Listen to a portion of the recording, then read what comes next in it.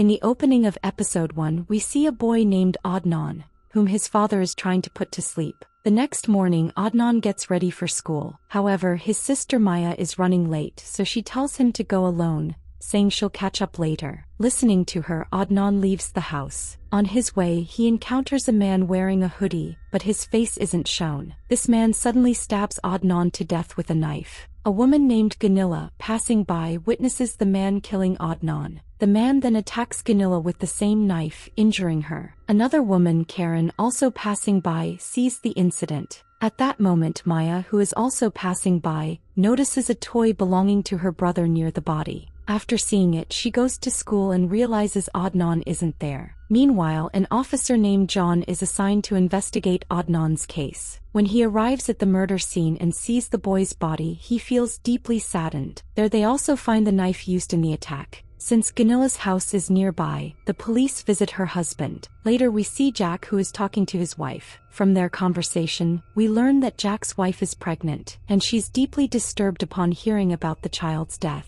Jack then calls a meeting where he informs everyone that Ganila, who was in critical condition in the hospital, has also died, making this a double murder case. He instructs his junior officers to thoroughly investigate the case as quickly as possible. Jack then visits Karen to question her about the murderer, but by this time, Karen has forgotten the killer's face. That night, Jack goes to Adnan's house to make inquiries, but the family says they had no enemies, so they can't provide any useful information. Jack also meets Ganila's husband, who similarly reports no enemies. At this point, Jack has no evidence from either family and is deeply troubled by the murders, especially since he's about to become a father himself in a few days. The next day we see another meeting with John, where a female officer informs him that the knife used in the murders had some of the killer's blood on it, and they've sent it for DNA testing. Meanwhile, we see a boy named Antti practicing football, but he's not performing well today. After practice, his coach tries to talk to him, but Antti avoids the conversation and leaves. Jack meets another investigation officer who has some information about the killer. She says the murderer is likely a boy between 15 and 30 years old, possibly mentally unstable, which is why he killed anyone who crossed his path that day. However, they still lack concrete evidence against the killer. Jack becomes consumed with finding the murderer, working day and night. John devises a strategy to conduct DNA testing on every boy aged 15 to 30 in the city with a criminal record. The next day they begin calling in boys for testing. That same day, a female officer from John's team provides him with a list of mentally disturbed individuals in the city. The team works tirelessly, but even after a month they find no evidence and the case remains stalled.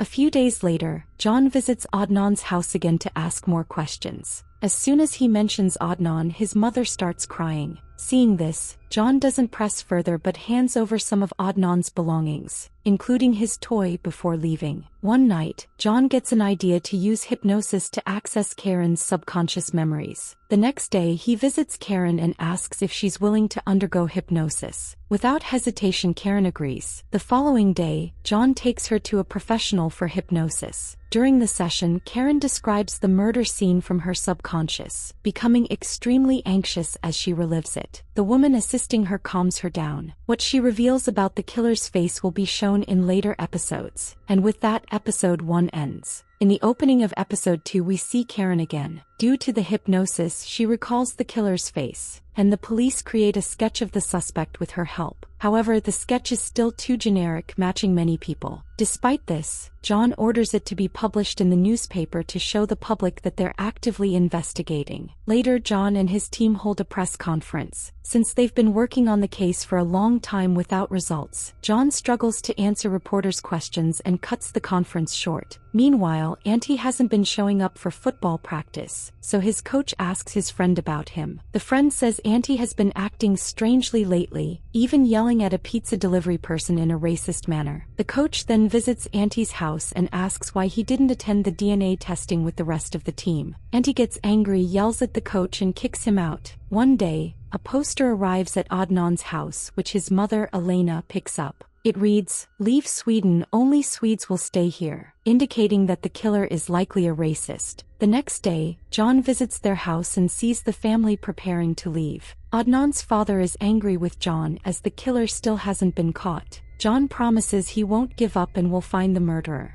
As he leaves, he gets a call from his wife who has just given birth to a son. John rushes to the hospital to be with them. He takes a few days off to care for his wife and newborn. However, one day he receives a call about a new suspect, so he leaves for work, which upsets his wife as he's been neglecting them due to the case. At the investigation office, a junior officer reminds John that he's on leave and should spend time with his family, but John is so engrossed in the case that he ignores her advice. The next day he visits Ganila's husband, who has little to say as they're still searching for the killer. John encourages him, promising to find the murderer soon. On New Year's Eve there's a party at John's house, but his wife refuses to speak to him. She tells him she's taking their son to her mother's house the next day because John isn't giving them any time, and she can't handle it alone. John tries to explain, but she doesn't listen and asks him to leave the room. That night, John goes to a bar where he meets Stina, a news reporter. She tells him that everyone is disturbed by the case and the police still have no leads. John admits he sometimes feels like giving up but vows to catch the killer. He then leaves. The next day at the office, a junior officer shows John a newspaper article claiming he considered abandoning the case. This was written by Stina, the reporter he met at the bar. The article brings the case back into the spotlight. Despite this, John persists with the investigation and 16 years pass without any breakthroughs. One day John's senior officer visits and tells him to drop the case as it's been too long and they can't allocate more funds. John angrily insists he won't stop until he finds the killer. The officer gives him a strict ultimatum. He has 2 weeks before the case must be closed. Later, John visits his son, who is now grown and has a match that day. John had promised to attend but couldn't, so his son Henry leaves for his mother's house without speaking to him. While driving home, John hears on the car radio that a 44-year-old case was solved using DNA genealogy testing. Inspired, he visits Per, the man who developed the method. Per asks if John has the killer's DNA, to which John confirms they do. Per says it will make finding the killer easier as DNA is like a shadow that always stays with a person. With that, episode 2 ends. In episode 3, we see Per packing his essentials and traveling to Sweden to meet John. They arrange a meeting with their senior officer to get permission to use DNA genealogy for the investigation. Per convinces the officers that this method will help catch the killer quickly by tracing the killer's relatives and ancestors, citing a 44-year-old case they solved using it. The officers grant permission. That night, a man delivers the killer's DNA reports, which are incomplete. Per tells John that finding the killer with such limited information will be difficult, but John urges him to keep trying. Soon after, Per informs John that they found DNA matches with 3 people, all from Germany. John recalls a suspect profile from Germany. John and Per visit an officer to obtain an international arrest warrant, but the officer hesitates without solid evidence. Per explains that the DNA report alone isn't enough, and he needs to work his way. They leave and Per tells John that rushing won't help.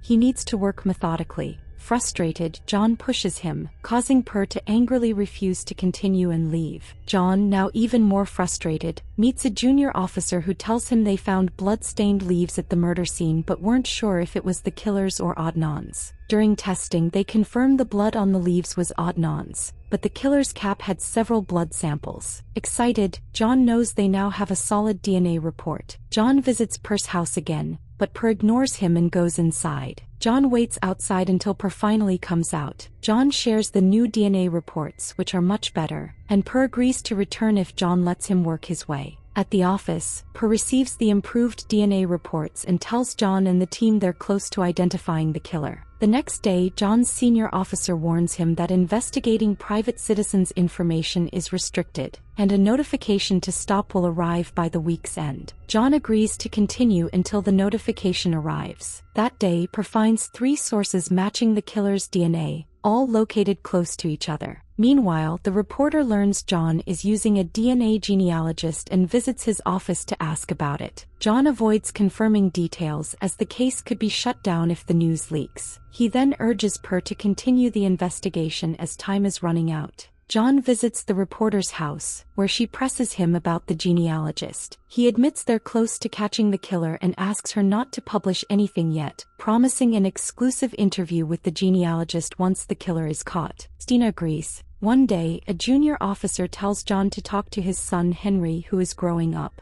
That night, John calls Henry, but he doesn't answer as the case has distanced John from his wife and son. The next day at the office, Per is overworked and stressed, so John takes him for a walk, advising him to rest. Per insists he'll only rest after catching the killer, and episode 3 ends. In episode 4, Per's method identifies 2 people whose DNA matches the killer's, but they need one more match. Per asks John to conduct another DNA test. The reporter, Stina, arrives to interview Per, but he insists she take a DNA test first. She agrees. Meanwhile, Per's daughter, Clara, has run away from school, and her mother informs Per via message. Per tells John he needs to go home because his daughter is sick. Initially, John refuses, but after seeing a picture of his own son, he allows Per to leave. Per works from home. One day, Auntie's coach visits John and his officer, admitting he suspected Auntie but didn't say earlier to protect him. He shows them an old photo of Auntie. John issues an arrest warrant, and the police arrest Auntie at his cabin. The next day, a junior officer, Francie, informs John that Auntie's DNA doesn't match the killer's. Disappointed, John shares this with Per, who receives all the DNA test reports, including Stina's. Upon reviewing her report, Per is shocked. He works harder and finds all the matches. He calls John, revealing that the DNA matches 2 brothers and Stina, the reporter, is their cousin. Stunned,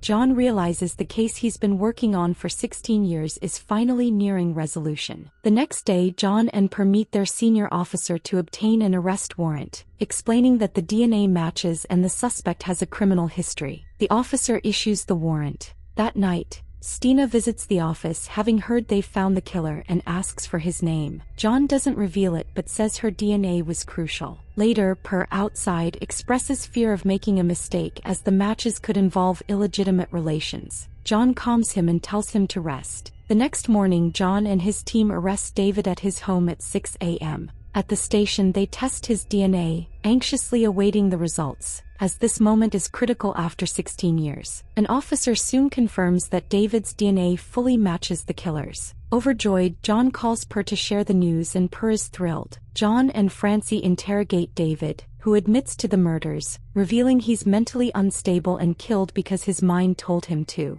Afterward, the team celebrates with wine. John visits Ganila's husband, informing him the killer has been caught, bringing him relief. Meanwhile, Adnan's father, at a store, receives a call from John with the same news. He shares it with his wife at home, and they're overjoyed as Adnan's killer has finally been found. The next day, John and Per visit Adnan's house. In celebration, Adnan's father gives John Adnan's watch. Ganila's daughter, named Ganila after the woman who tried to save Adnan, arrives. She was born 3 years after Adnan's death. John then visits his son and they plan a diving trip, making them both happy. Per gains recognition for his genealogy work, and Stina proposes writing a book about DNA genealogy. Per agrees, and with that the series ends.